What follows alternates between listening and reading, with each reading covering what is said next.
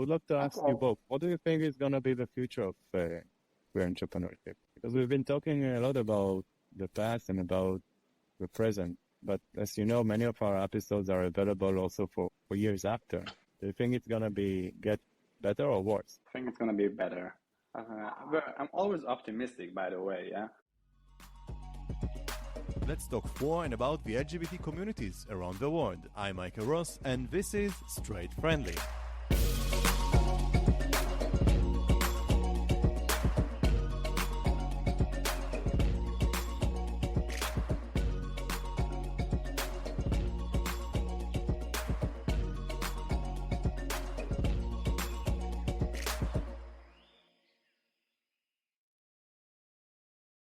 Hello, and welcome back to our entrepreneurial series here on Straight Friendly Global. On our previous episode, we've been talking generally about the four sectors of organizations, nonprofits, the governmental affairs sector, and here we will be focusing with the second sector, with businesses. We have our guest speakers, Barak Lips and Sarit Ben Shimol. Hello.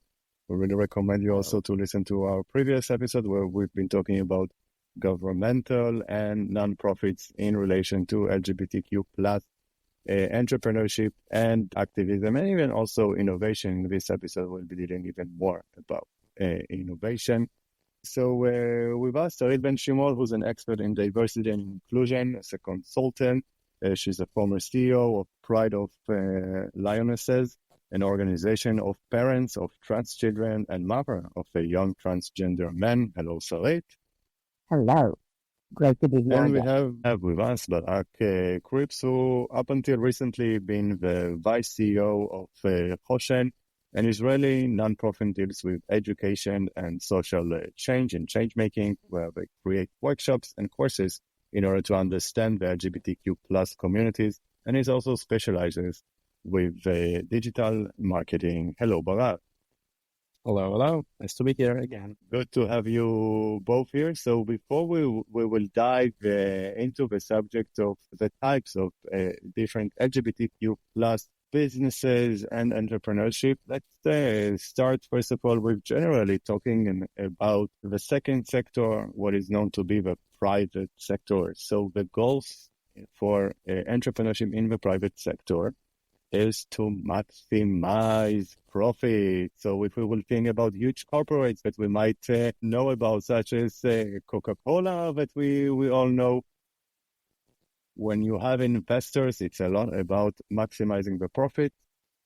Sometimes can contradict with social change, yet it also has so much of an impact all around the world. I mean, like all over the world, we do know about corporate organizations. We even see how in these days, when we are bypassing through a technological revolution, the revolution also of data, that in some cases, technological companies even have much more effect and money than some of the governments that we might think about. So like, for instance, if we will compare between the yearly budgets of third world countries, either if in Africa or in some other places. So for corporates like Meta, Facebook, and so on, Apple, sometimes they have much more budgets and so much of effect. We will be dealing also, of course, with startups and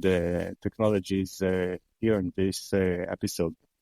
For the private sector, we have to emphasize also solo entrepreneurship many times when we talk about business, and also if we check the materials and the studies and the research all around the world related to business and entrepreneurship. So usually many times the discourse, first of all, very masculine, we have to say, and very much about huge corporates. But actually, current data shows that most of the entrepreneurs and the businesses are actually solo entrepreneurs, which is very interesting. We're in times also where digital content and digital tools allow us to create different initiatives and have impact just like here with this podcast, without being a huge corporate of media and sponsors and commercials. Actually, today we have so many tools that allow and shape the whole way people do business. Current research also finds that actually more than 80% of the solo entrepreneurs are not willing to recruit huge teams. Usually they would just like to recruit and work with a bookkeeper or a tax consultancy and maybe sometimes administrations. This is a very important also for our discussion here, because when we talk about businesses, it's not just about corporates and the big companies that sometimes we might think about when talking about business. So the income models are income sources are dependent mainly on paying customers, on having clients. So the competition is much, much, much harder, but at the same time, the efficiency, the agility works much, much faster. We can have examples of businesses like a small nail salon, which is growing to different branches, and startups, as we have been talking about. So definitely, like, the pros are efficiency, competition, innovation, but with the cons, it's very difficult to manage a business. Very, very difficult. And we will also be dealing here what it's like to manage a business as a minority. Most of the businesses that we know about already in the first year, the majority actually fail. Many times the reasons for the failure are actually not having a good business, not because of not having a good product, but many times it's about cash flow issues, it's about issues of experience, and sometimes also issues of legislation. So before we dive into the different types of LGBTQ plus businesses and entrepreneurship, let's generally talk about business. So let's do business. Let's do business. Let's talk about the money. Let's talk about this Let's talk about sector money. that have the money. Yeah, and actually, both of you have some experience with businesses and corporates, and I think also, Sarit, you have a very interesting story that before having your current business, right? Like these days, you are also a previous episode. You've been talking about your involvement as an Israeli NGO that unites mothers of transgender kids and children. These days, you have also your own business. So you are actually solo entrepreneur as well, a business one. Definitely. But before all of that, you were working in another kind of corporate, right? Yeah, different kinds of corporate companies in different states and states. And I think that is very interesting because diversity is everywhere and they have that whole challenge. If you're talking about money, okay. So it's known that if you have diverse, it increases, all your incomes because everything is more interesting and more innovative, and it looks different, and you can, address different sectors and clients if you have diverse employees in your company. In one hand, they are strong to think, okay, we want to have diverse LGBTQ individuals and also other diversity sections, different genders, different religions. And on one hand, you want to have your employees from a big range of the community. On the other hand, you have the problem that sometimes you don't want your client to see that you are much diverse.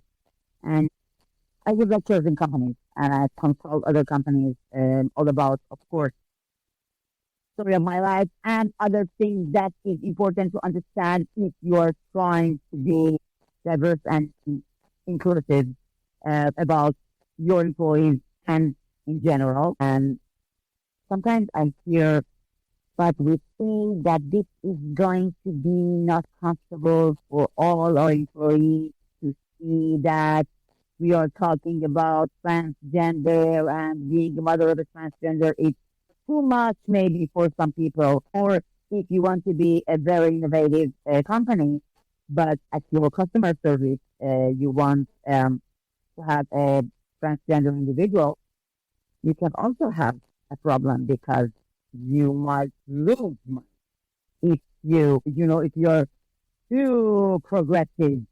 And I think this is the double challenge because, as we said, it's all about money.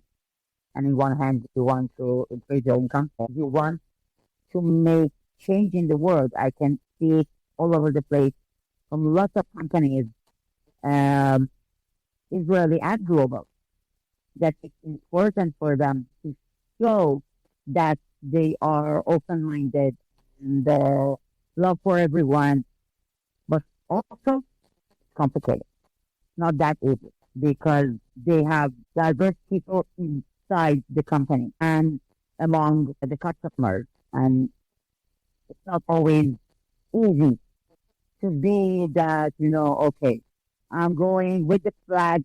Let's talk about the flag. Put the flag in front of your building. Is it okay? Everybody's going to like it. Sometimes it's not that easy. And you have to make big choices.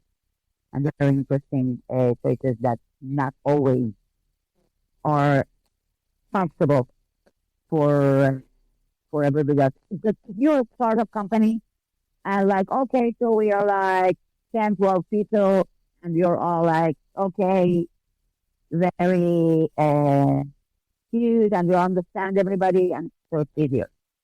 But as big as the company gets, it can be more complicated. But I can tell you that from my experience, it is more and more common to bring that issue up and they understand how important it is to have that that kind of conversation or put it on the table, as we say, not just to say, okay, let's not talk about it too much. I think challenge, um, but it gets better, and I think it's important because also if you want to have other job opportunities for the LGBTQ plus individuals, you need companies that can have those people on board, and we have all the challenges of the non-binary people around that can make everybody uncomfortable. So I think there are big challenges around the whole idea of um, inclusion inside companies, and this is something that they all deal with. I do find diversity to be a very, very important topic, and we will definitely deal with that in this episode. But I would also love to hear from you, Barak, as someone who's dealing with digital marketing. So, is digital marketing for LGBTQ plus people, are you seeing some different tendencies, some different needs from your clients? It's interesting. Well, I can say like for Israel. In Israel, we are a very small community. And with small communities, it's rather you bring something amazing and everybody's like, I need to have it or I need to go there. Or we can be very suspicious because it's really hard to bring products or a new stuff, like in the US, for example. So we don't really have it here, like abroad. So we don't have small cafes and we don't have special products for LGBTQ plus people, like as the US, for example. But we do have lots of culture, a lot of culture. We have lots of parties, we have lots of events. And recently we have some studios for like beauty salons. But again, I'm talking about like couple of few, like four. free. So I think in order to speak with the community, you need to speak their own language, like how it's working right now. You need to understand what they're missing, what they need, and how to approach them.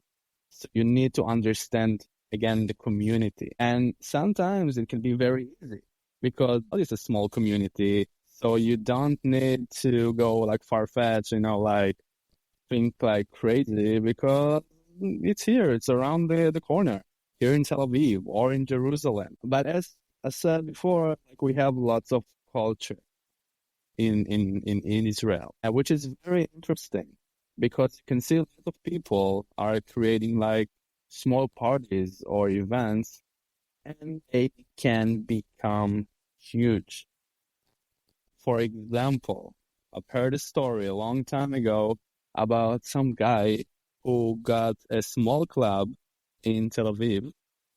He brought some drag queens. He created like events, crazy events, and with the days, he became Ofernissim.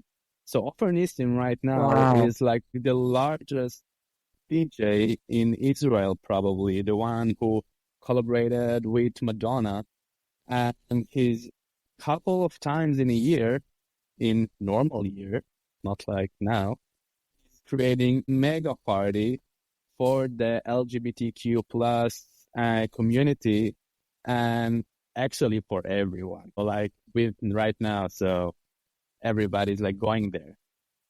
But he started small. He started in a basement in a small street in Tel Aviv. Wow. He had an idea. He had an idea and he had passion and he wanted to create culture for the community. But it's a business. This is what's really important to understand that. And right now, nowadays, again, you can see lots of people are trying, lots of people are creating parties, events. They are becoming also very creative. They are going right now to do like parties in the desert, for example. It's a new concept that we are having right now. Let's go outside of the city and have like a rave. And we need to understand it's a business, but sometimes it's the community, so we don't really see it. Because we are like, it's the same people. They're like, I know them. They're friends of mine, the DJ. But they're earning money for this. And I love it. It's shifting us. And also for you, like you said, like in the previous episode about like voguing, it was so inspiring for you. Let's see what happened in the US. Voguing became pageants, became drag pageants, became RuPaul Drag Race.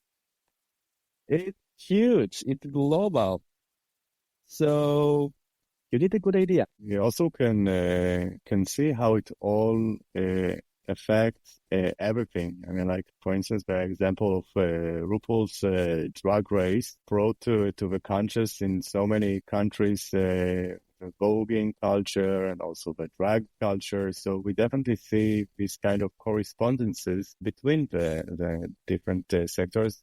I have to admit that for me as an entrepreneur and also as a lecturer, for me, the issues of LGBTQ plus economies and startups and businesses is for me the most interesting one. So I will really try to hold myself and be focused here in this discussion, which I'm very passionate about this subject. And actually, while you were both talking, I realized that I want to present actually something here, something which I was not planning to do. We have to take into consideration the fact that LGBTQ plus people are a minority group, just like any other kind of a minority. It can be a Jewish minority in some other country. It can be also characterized by race, by color, by language, and by gender, and women, many other ways. Women all over the world are discriminated. Exactly, and just because of being women. So we do know about also in business also, but both for clients and for entrepreneurs, that there are some very interesting data and research that deals with minorities. I think what's also very interesting here is the fact that we have to take into consideration a term which is called minority stress, that every kind of minority suffers from. As a minority, let's say the example of women who are actually not a minority. We have more women than men in societies, yet culturally, but they exactly. suffer from minority threat. And we cannot also that much differentiate with the impact of the LGBTQ plus movement and revolution, correspondence with other revolutions, also with feminist movements as well. Now, what we see that if a person holds several identities of a minority, what I call usually having a double minority identity. Yeah. So in one hand, it creates some problem, but also what I say always in entrepreneurship, and especially for business entrepreneurship, that every problem is an opportunity. So if we divide for a moment between the entrepreneurs and the clients, so for the clients who are LGBTQ plus, we do know, according to research, that most of LGBTQ plus people make daily decisions in order to avoid discrimination. And discrimination is related not only to the clients, and as Barak, you also have mentioned about having the language. Actually, you both mentioned that, but also it's not only about the diversity, but it's also about having a language, a dialect, someone who understands. And we do know that for people who are minorities, especially also for LGBTQ plus people, if they went to some business where they felt comfortable, most probably that they will return to. And I also want to share here some very current data, which is related to entrepreneurship. And we've been talking about investment and about this big corporates and like very, very masculine environment. And it's actually very much also affecting entrepreneurs who deal with LGBTQ plus issues. As someone who was working on creating a global startup, I can't tell you about the so many experiences that I had around that. And throughout my journey, I discovered many different organizations and VCs, venture capitals that invest and help LGBTQ plus entrepreneurs. There's even one organization which is called Startout that help entrepreneurs who are LGBTQ plus to form their startups. And I would love to share here some data. I was talking about it also at some global conference of New York University about the future of the workspace. And what we can see here that Startout has found that starting LGBTQ plus founders, they created 36% more jobs. Wow. And had 44% more exits. That is amazing. That is really amazing. It is related also to the discourse of minorities. As we know, 22%, another minority, let's say the Jewish minority, 22% of Nobel Prize winners are Jewish. This is another example of minorities. So actually, minorities and double minorities can have so much of impact. So I will just finish here with the data, and then we will continue with our discussion here. And we didn't even get to the types of businesses. So what we can see also here that LGBTQ plus funders create 114% more patents, yet with 16% less funding compared to the average founder. And actually, some other current studies show that less than 0.5% of the 2.1 trillion in startup funding goes to LGBTQ founders. Initiatives like Startout and Carlo for Capital are crucial in providing the support these founders needed. And LGBTQ founders face unique challenges in the startup world. An organization like Startup help them, and they offer them vital resources and network to help overcome these barriers. And promoting diversity in startup funding isn't just about fairness, it's about fostering innovation and supporting LGBTQ plus funders to ensure a richer and more inclusive tech landscape.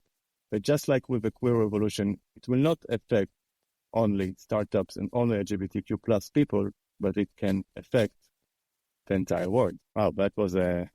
I told you I'm passionate about this subject. That's really amazing. And I noticed that you made that slide, Barack, was speaking. That was great because this is insane. I love it when because I think that information is important because sometimes we say things and if there is some base that you're talking about, it's like those amazing numbers.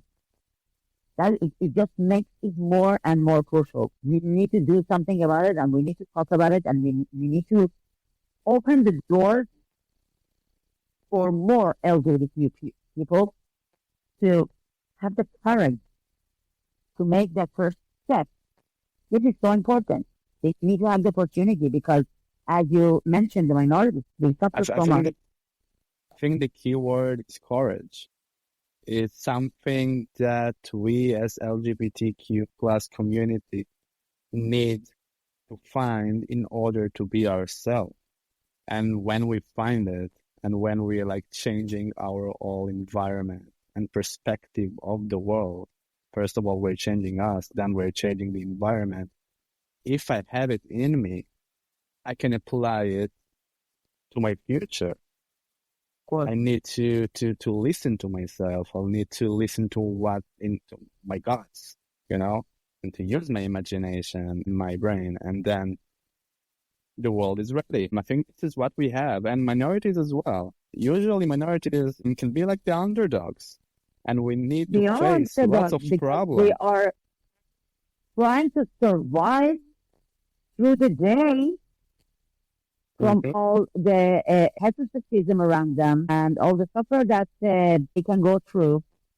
So their minds are not clear. But when you can be yourself and you don't need to pretend to be someone else and try to make other people to like you, so you can put that aside and, okay, just try to thrive. This cannot happen if you don't have the opportunities. And this is like it goes both ways because you need to have the courage to bring yourself out and the people with the money need to give you the chance and the opportunity to, okay, open the door for you. Let's do it. Let's say I give you some money. Let's do this. And this is the both ways. And this is exactly why the allyship is so important because the money is everywhere. You cannot just wait for the LGBTQ community to support themselves.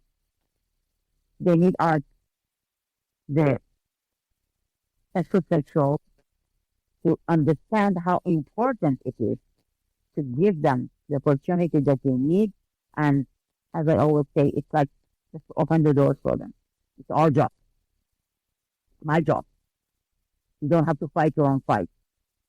And this is important if you want to improve the whole community. I think it's a very interesting discussion here that what we are having, because usually when we're talking about business, we're thinking about money, we might have some negative feelings around that, but we see actually that according to real data, when doing the right thing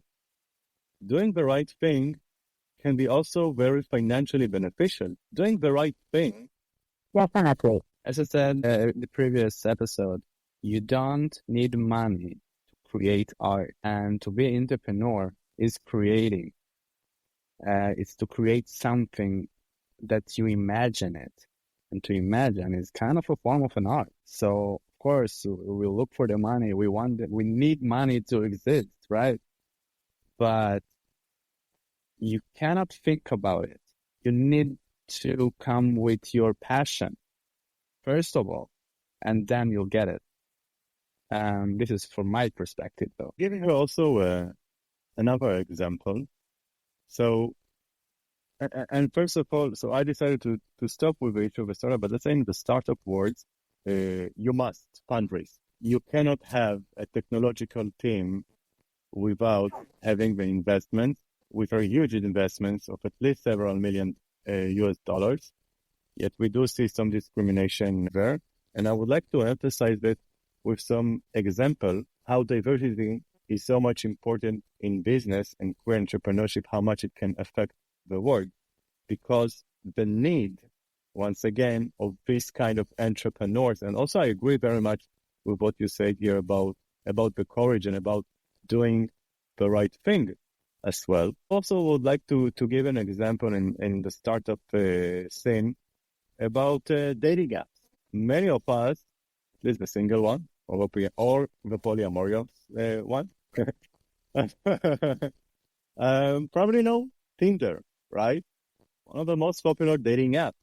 So actually, Tinder was created up to some other app.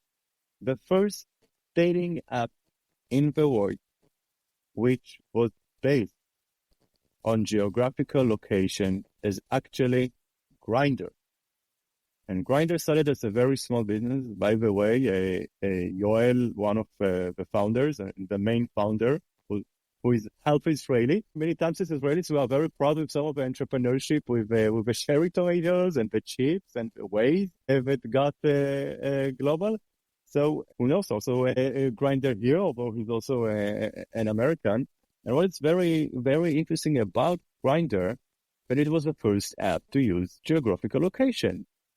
And the innovation here probably comes because of a real need. Because if I walk into the street, let's say, and I see someone and I'm not sure if they are LGBT or not, and if I will make some kind of mistake, I can go for some social sanctions. So it's really, really interesting how we can see the impact that LGBTQ plus entrepreneurs can have, not only for LGBTQ plus people, but generally affecting societies. And also we are aware of some different research that can show that if you want to understand what area or what neighborhood will be probably in the future gentrified, just go and check where the LGBT people are hanging. It's really interesting about Grindr. I want to take us back to the history of the gay community. If we think about it, during these, most of it in the 80s, 90s, people went to the docks or to the parks to find people like them. So if we think about it, they were walking or cruising in some areas and they were looking for people like them, the radius, you know? So basically, if we think about it, what Grindr did, took this kind of behavior and made it digital. Well, so it's really interesting to think about it like this. Well, entrepreneurs and people with startup, usually they take kind of behavior and they make it better, make it futuristic, digital, let's say. So it's really interesting. And this is why it works. It just like didn't brought us something that we don't know. They just made it smart. Let's talk for and about the LGBT communities around the world. I'm Michael Ross, and this is Straight Friendly.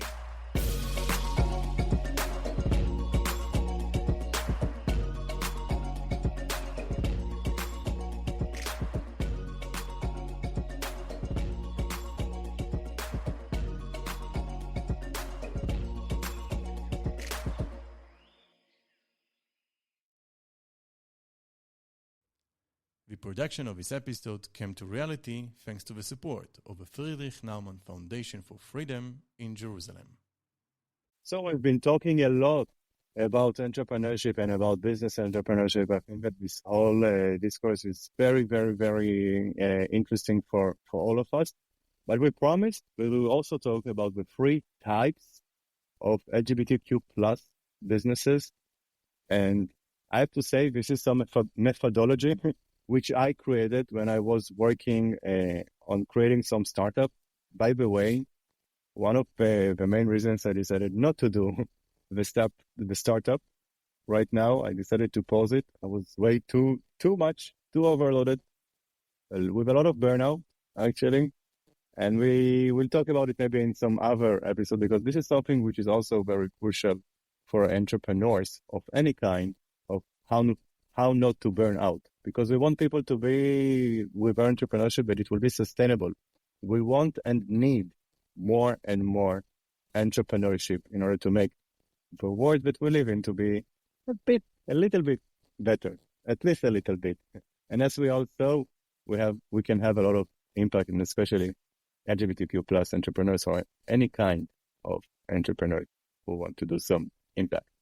So, and another reason that I decided about postponing this stuff of a startup is actually the events of October 7th, which are very painful to all of us. And this is something which we haven't been talking that much in these recordings, but we definitely, among us in the preparations, we were discussing that, and I think this is probably a complete different subject that we will keep for another time.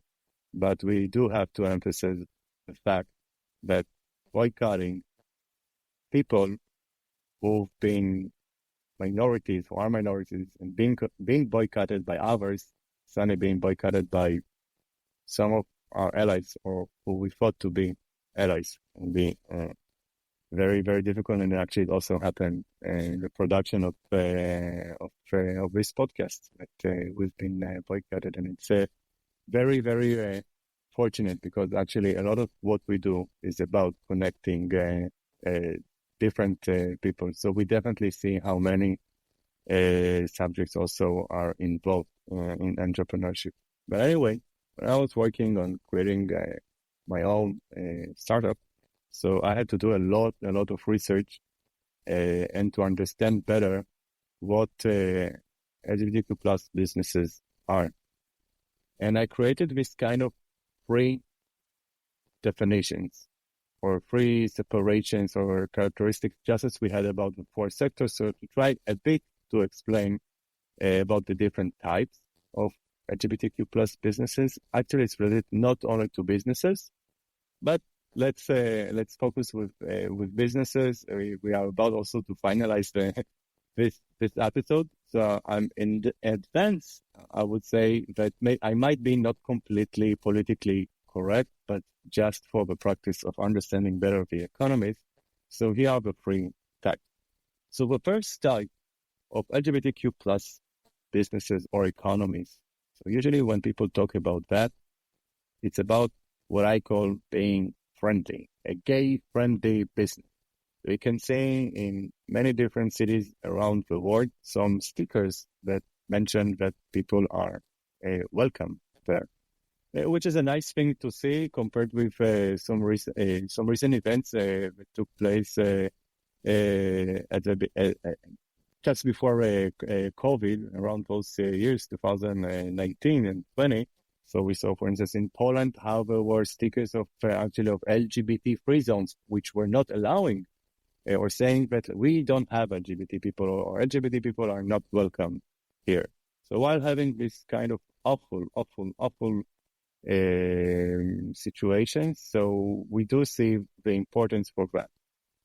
Yet, being friendly, like for instance, companies that change their logo and branding around Pride Month, it is an important thing, but there is also a whole and lot of industry around that. Which businesses that present themselves to be LGBT friendly or gay friendly, do they have also workers who are transgender, for instance? Do they deal with the different issues and pain that happened around LGBTQ plus communities? And usually, in most of the cases where the academic discourse deals with queer economies, so this is actually what is being dealt with. And that's why I hear many times from different activists that they say that there is no such thing as a queer economy. And I would say that I disagree with that. And I think that one of the mistakes that people do is when they talk about LGBTQ plus businesses, they talk about the first kind. The second kind of LGBTQ plus businesses deals with the orientation, the sexual or gender orientation of a business owner. So like, for instance, if I want to have a lesbian plumber, for instance, well, I would prefer to go to a hairdresser who is also gay. Now, for sure, probably I will feel more comfortable in a place like that, but this has nothing to do with the product. And the third type of LGBTQ plus businesses are focused with the product, actually. And I would say that for me personally, this is the kind of businesses which are the most interesting for me, where I care about the product. And actually, Startout also we can also emphasize for her case as a person Unlike me. who. So tell us, tell us a little bit Okay, about like. I'm the third section. I think I had a vision 7 years ago. When my son started his transition, we had to go through our journey, insane journey of understanding that we had a son, not a daughter, and all we went through for the first year and I understood how difficult it can be and how my son could never have the choices and the opportunities that he has now if we could not make that change. So I decided that I'm going, to make this my life project, and this is what I do for the last 6 years. I give lectures, and I go and have workshops in companies and in different places just to help the heterosexual individuals in the company how to understand the LGBTQ plus individuals, because this is something in your mind that you have to switch. I told you just before, we all have binary minds. We cannot understand if something like, okay, it doesn't work. If I see something that it's not in my mind, so I need to make my mind flexible. The flexibility that you need. And this is what I do. And also, I advise to families, and I accompany either managers in companies or families or the LGBTQ plus individuals themselves, how to deal with the situation that they need to deal with and how to make their lives better and how to improve themselves and their families and their companies. And, I believe that this is something that's needed, and it's needed from me as a heterosexual woman. And this is what my business is all about. This is what I do, diversity and inclusion consulting all over the country. And I really believe that this is key to having a better community. And it's on us. My responsibility to do that, not my son's responsibility. He doesn't need to go and fight the darkness. I need to do that for him. So this is my business. And as you said, it burns inside me. We had our conversation previous, and you know how I think this is important. So I am proud to be the third section. That this is my business. Proud of this. You are a mother. You are a real mother. And a fighter and a lion.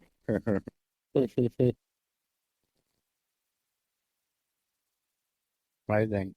Think like if companies want to change their logos on June, they should, for that, invite you to their offices.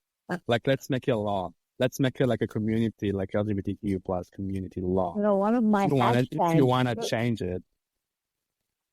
I have few hashtags during the Pride Month at June, and one of it is Pride all year round, because it's not only, and the other one is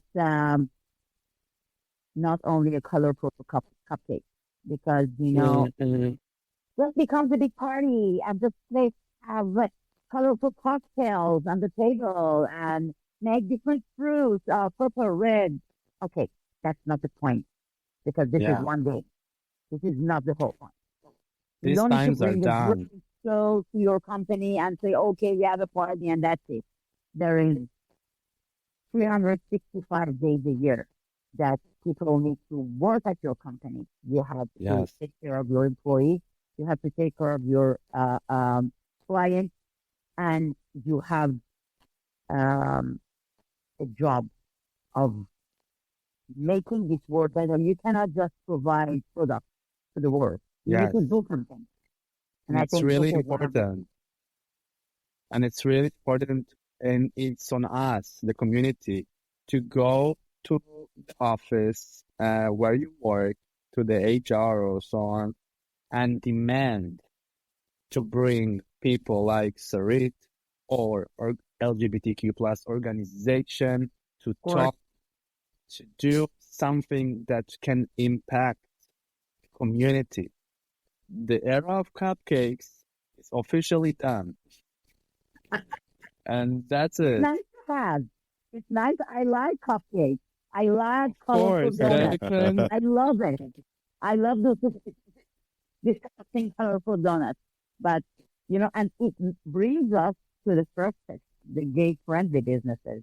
Because if you want Yes, to be friendly, it's not okay. You have a flag, right. you change your logo to the gay flag colors, and it's Yes. not over with that. And Just it's really beginning. important, right?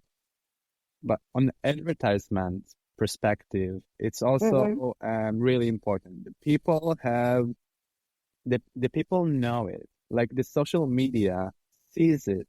If you are not an LGBTQ plus ally during the year, or if it doesn't match your DNA, your company DNA, people will notice it and people will comment on these logos.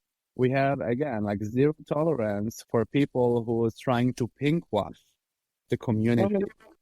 So it's really, really important. Like times have changed. And yeah, but again, it's on us. It's on us, the community in the company. Definitely. Well, and although I can say that, like, for me, as someone who also gives lectures and deals with LGBTQ plus stuff all around the year, that it's extremely, extremely difficult when you have like one season in the year. And like, if people really want to make business, I think it has to be like all around the year. I think there should Yeah. be some more advocacy around it. I know, like for me, honestly, Pride Month is the worst month of the year. Like I'm dead. Too much. Let us also deal with activism, not only with business, right? But Right. But it's also what? really good for the company. Let's say, like we're talking about Uh-huh. entrepreneuring, like what's good for your business. Like to have this DNA, like to say like, hey, I'm liberal. I'm here for the community. I'm here for the people. This is how you do marketing nowadays. Like almost every company have few agendas, not only one agenda like before, like I'm here for recycling or I'm here for whatever. You can have a couple of agendas. And the LGBTQ plus agenda it says you are a liberal company and you see the people and people sees that and then they feel safe and they want to buy from you. They want to interact with you. So it's amazing. It's really something that you can use in favor to create like benefits for your company, right? But again, there's ways to do it. And I guess and I believe that almost every LGBTQ plus community all around the world can provide you the information and the knowledge and how to do it correctly. Yeah.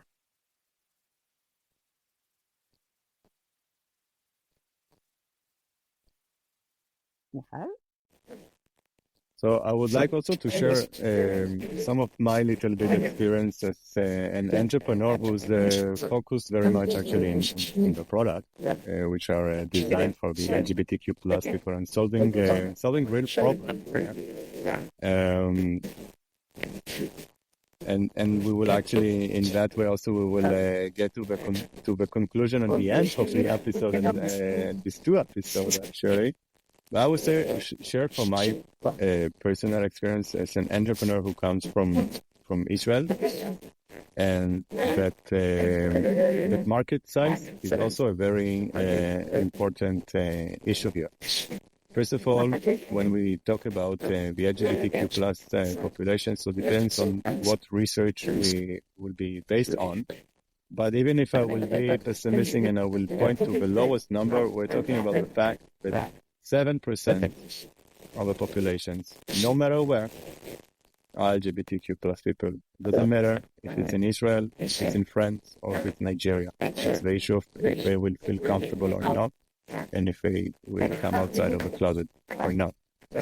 And one of the reasons that the name of Strength Friendly is like that is because for me personally, I think that it's also very important to look on some larger market and audiences which are not only gay friendly or lesbian friendly, and not only LGBTQ plus, but also their surroundings are also very much affected. Their families, their friends, their managers, and so on and so on. So I do believe that there's also a much larger market for that. Yet, as an entrepreneur, I can say that, especially let's say with content creation, eventually, as an entrepreneur who runs business, you must have some enough income in order to cover the expenses and have a revenue and to maximize revenue. And when you create a product, let's say, which is only for Israelis, it's very difficult. I can give an example when we had to import from Europe to Israel Out TV, which is a gay TV channel. And I'm like, how many people already in a country that 9 million citizens live in it, how many LGBTs we already have? It will be less than 1 million. And I can share it from my experience, what I see as someone who's a digital nomad who's traveling all around the world and working with so many different economies and countries. But I do something which I a little bit miss or don't see enough in smaller countries, and maybe this is also raising some ethical question. But I see how in some countries, for instance, in the United States and in Canada, how there are different organizations like Chamber of Commerce's. Let's say in the United States, there's the NGLCC, which helps and connect between lots and lots of like dozens of thousands of LGBTQ plus entrepreneurs from all around. There's so many programs like that also in Canada, and it's quite big. I have to say that whenever I see that, I'm amazed by the size of it, as well as we also have the kind of venture capitals. But I feel like it is dependent on sizes, on market size, and maybe this is something in economy that maybe I believe should be a little bit fixed. And we do know how, and we've been talking about how like the minorities, double minorities, are some of the best entrepreneurs. But as they are going through discrimination in fundraising for startups, maybe there's also a need to make things to be more accessible for this kind of founders. Just some idea. I do see Startout and some other organizations that also have LGBTQ plus entrepreneurs who wants to create a startup, but it doesn't deal with the subject itself, with the product. And I think like real good entrepreneurship is about finding real problems and real good solutions. And I'm lacking of seeing enough think tanking and organizations that are locating different queer entrepreneurs from different countries where they can have a think tanking of how can we create the next startup that will fight loneliness within the LGBTQ plus communities. And we definitely see also how dating apps affected not only loneliness, but the use of drugs, of alcohol, of smoking, and so on. That's my personal observation for that. So would you like to add anything before we're done? Or actually, we're done here. I'm having so much fun with you guys. It was amazing. I had a great So time. thank you very, very, very much. So spontaneous, so amazing. I had gut feeling that it's gonna work out, and I had so much fun. It was such an interesting discourse, which I believe that it will affect so many entrepreneurs all around the world. I hope that we broke at least one stereotype or two and gave some practical information. So thank you very, very, very much. I had the best time. Thank you very much, Michael and Barak. Love you both. Thank you very, very I have- much. Thank you, guys. And maybe last question, I would love to ask Okay. you both, what do you think is going to be the future of queer entrepreneurship? Because we've been talking a lot about the past and about the present, but as you know, many of our episodes are available also for years after. Do you think it's going to get better or worse? I think it's gonna be better. But I'm always optimistic, by the way. Yeah, I'm always optimistic. Very But I much think about you. it's gonna be better, and I think we're gonna see more like, yeah, like to make our society better. This is what I feel, alongside high tech, of course. But I think we need it. We need to connect, to make real connection between people. And I think we're gonna see it. Hopefully. And I wanted to add one more thing before we finish.